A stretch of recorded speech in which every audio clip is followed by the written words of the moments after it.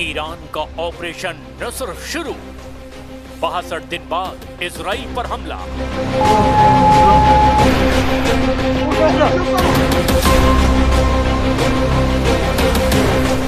Iran युद्ध के 100 दिन बाद एक बार फिर से भीषण जंग ईरान इजराइल के बीच शुरू हो चुकी है।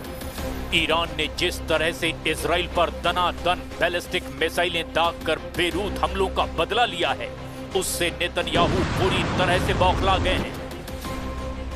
अमेरिकी राष्ट्रपति डोनाल्ड ट्रंप ने पूरी कोशिश की कि किसी तरह से इजराइल ईरान से हमलों का बदला ना ले, लेकिन नेतन्याहू ने ट्रंप की सभी अपील को ठुकराते हुए ईरान में कम से कम 10 ठिकानों पर तूफानी हवाई हमले किए हैं। इजराइल ने तेहरान, तबरीज, करज और ईरान के परमाणु ठिकाने एस्फान पर जो हमले किए, उससे भारी तबाही हुई है। इधर ईरान ने ऑपरेशन नसर यानी कि विजय के तहत इजराइल पर 11 से ज्यादा बैलिस्टिक मिसाइल और जेट पावर ड्रोन से हमला किया है। 8 अप्रैल 2026 को हुए 60 दिन के सीज फायर के 62 दिन बाद ईरान और इजराइल के बीच भीषण जंग दोबारा शुरू हो चुकी है। ईरान ने इजराइल के यरूशलेम, हाइफा और तेल अवीव को खास तौर से टारगेट पर लिया है। इधर इजरायली सेना ने पुष्टि की है कि उसकी वायुसेना ने ईरान के दक्षिण पश्चिम इलाके में मौजूद महशहर पेट्रोकेमिकल कॉम्प्लेक्स पर हवाई हमला किया है। दावा तो यहां तक किया जा रहा है कि उत्तरी इजराइल पर हिजबुल्लाह ने हमले शुरू कर दिए हैं, जबकि हूती ने भी इजराइल के ठिकानों को निशाना बनाया है। हालात तेजी से खराब होते जा रहे हैं और दावा किया जा रहा है कि अमेरिकन सेंट्रल कमांड को आदेश दे दिया गया है कि वो हमले के लिए पूरी तरह से तैयार रहे। यानी अब हालात तेजी से बदलते जा रहे हैं। लेकिन हम शुरुआत कर रहे हैं ईरान के उन हमलों से जिसने इजराइल को मजबूर कर दिया है कि वो ईरान के हमलों पर जबरदस्त पलटवार करे। ऑपरेशन नसर से बेरूत का बदला। 62 दिन बाद इजराइल पर हमला। इजराइल पर देर रात से ईरान और यमन की तरफ से हमले किए जा रहे हैं। यमन के बाद ईरान ने एक बार फिर से भारतीय समय के मुताबिक करीब 9:45 के आसपास इजराइल की तरफ बैलिस्टिक मिसाइल हमले किए। इजराइल डिफेंस फोर्स यानी आईडीएफ ने इसकी जानकारी दी है। इससे पहले ईरान के बाद यमन के हूती विद्रोहियों ने भी इजराइल पर सुबह हमले कर दिए थे। इजराइल डिफेंस फोर्स ने कहा कि 8 जून को तड़के यमन से इजराइल की तरफ दागी गई एक मिसाइल को रोक दिया गया। ताजा हमलों को देख करके आईडीएफ ने कहा कि खतरे को रोकने के लिए काम किया जा रहा है। पिछले कुछ मिनटों में ही होम फ्रंट कमांड ने मोबाइल फोन पर अलर्ट करना शुरू कर दिया है। लोगों से अगले निर्देश तक बंकरों में ही रहने को कहा गया है। इससे पहले इजरायली शहरों गुश्तैन इलाके, शेफिला और लाचिश में सायरन बजने की आवाजें सुनाई दी। ईरान युद्ध का राउंड 2 उस वक्त शुरू हुआ जब लेबनान की राजधानी बेरूत में इजराइल ने हिजबुल्लाह के ठिकानों पर हमले किए और उसके बाद ईरान ने पलटवार करते हुए इजराइल में बैलिस्टिक मिसाइल से हमला कर दिया। ईरान के हमले के बाद इजराइल ने भी ईरान में कई जगह हमले किए।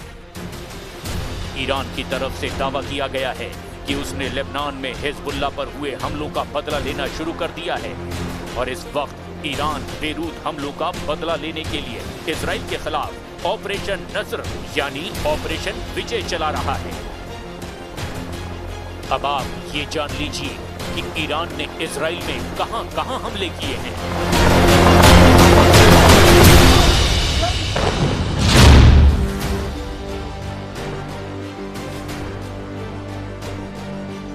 ईरान का मेन टारगेट मुख्य उत्तरी इजराइल के नाजरेत के पास मौजूद रमात डेविड एयरबेस था।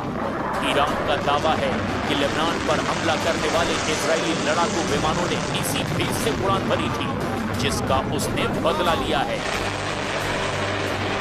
इसके अलावा इजराइल के केंद्रीय हिस्सों में भी मिसाइलें दागी गई है, जिसमें यरूशलेम सहित कई शहरों में हवाई हमले के सायरन गूंज उठे। ईरान की रिवोल्यूशनरी गार्ड यानी IRGC ने कहा कि उसने इजराइल के हाइफा शहर में एक केमिकल प्लांट पर मिसाइल हमला किया। ईरान का कहना है कि यह कार्रवाई उसके पेट्रोकेमिकल प्लांट पर हुए कथित इजरायली हमले के जवाब में की गई।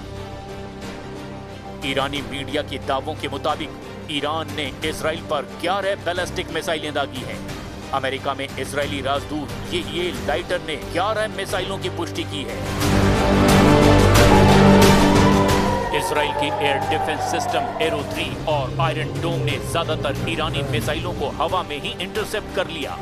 इजरायली सेना के मुताबिक कोई बड़ा बुनियादी ढांचा नष्ट नहीं हुआ और न ही किसी नागरिक की मौत की खबर है।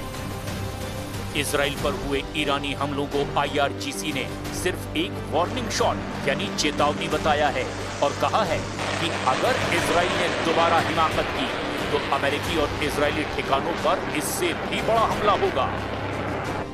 इधर हूथी विद्रोहियों ने इजराइल के दाफा और तेल अवीव क्षेत्र को निशाना बनाकर कई मिसाइलें दागी।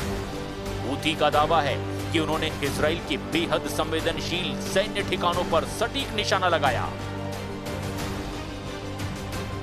इजरायली सेनाओं और मीडिया रिपोर्ट्स के मुताबिक यमन की तरफ से आ रही मिसाइलों को इजराइल के एयर डिफेंस सिस्टम ने हवा में ही इंटरसेप्ट कर दिया।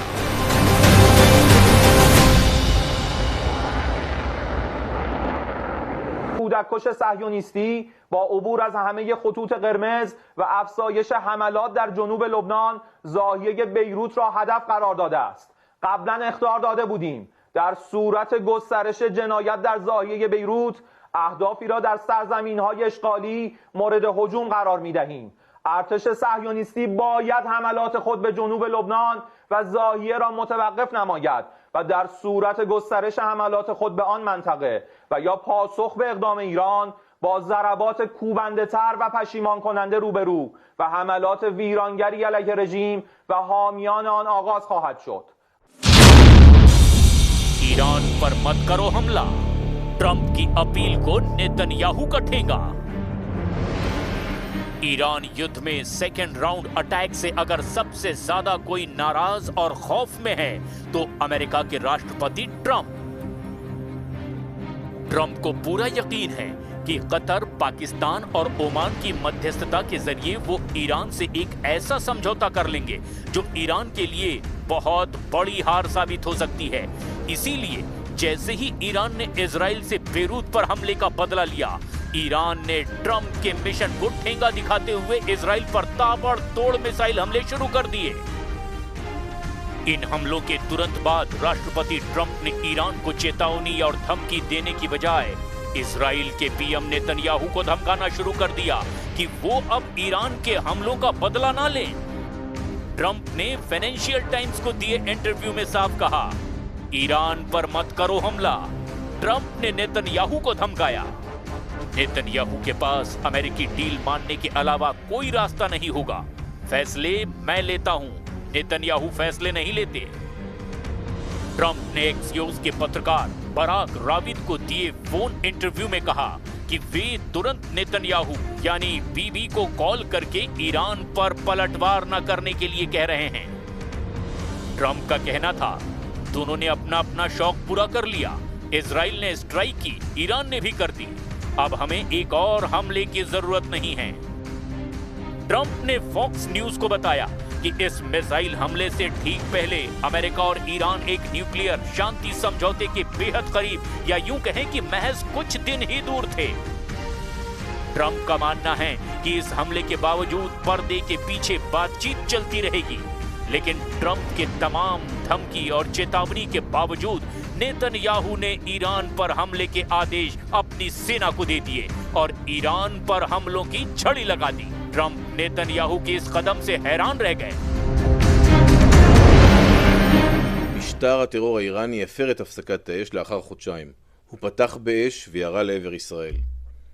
הבוקר צה"ל יצא לשני גלי תקיפה לעבר מטרות של משטר הטרור האיראני. בגל התקיפה הראשון, עשרות מטוסי קרב תקפו מערכות הגנה המהוות את שכבת ההגנה של המשטר.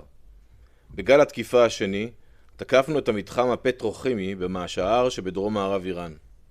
במתחם הזה יוצרו חומרים ורכיבים חיוניים לתוכנית הטילים של המשטר.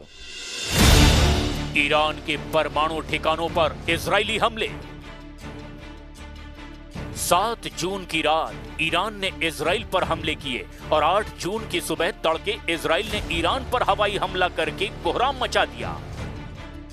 इजराइल ने फाइटर जेट, मिसाइल और ड्रोन से ताबड़तोड़ हमले ईरान पर शुरू कर दिए।